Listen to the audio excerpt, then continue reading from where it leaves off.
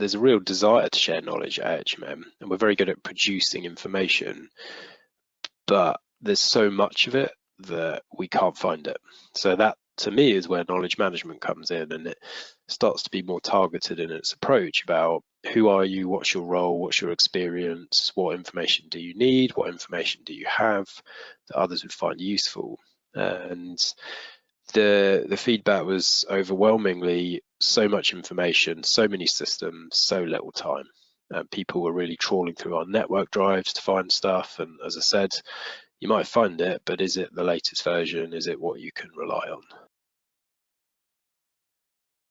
Better confidence in what they're using and understanding that this is the most up-to-date guidance. It's the latest legislation. It's been validated, and removing that risk factor and just giving people a bit more space to be creative.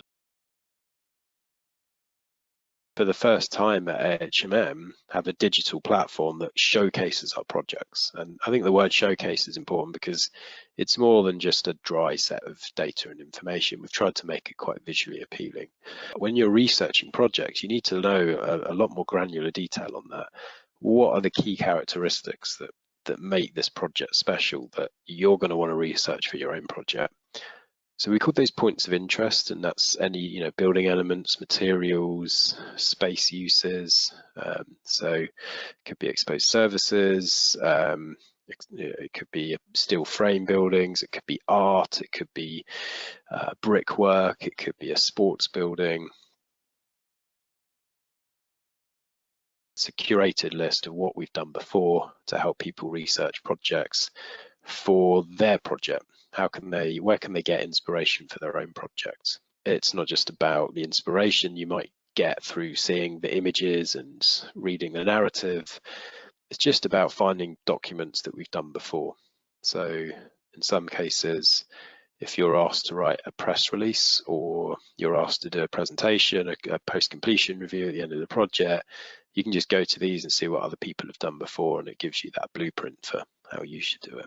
So on the left, you can see some filters, and this is where we work really hard with Flow 10 on how those filters work and what those filters should be. So we largely use the CISFB taxonomy that we still rely on heavily at AHMM to define our building elements and materials. You hear it all the time, sometimes too much, but architects are very visual people. They are, and where they can, they want to see an image or some graphics rather than read a load of text. So some of the text from the documents we repurposed and put as a kind of highlights project outcomes bit, which was much more digestible and a kind of more concise piece of information. And we can see that gets a lot more clicks than the documents that we've put in, which are pretty heavy PDFs. Need some time to really understand them. We went out with just some very broad questions about the culture of knowledge sharing at AHMM, what are the barriers and opportunities to improve on that.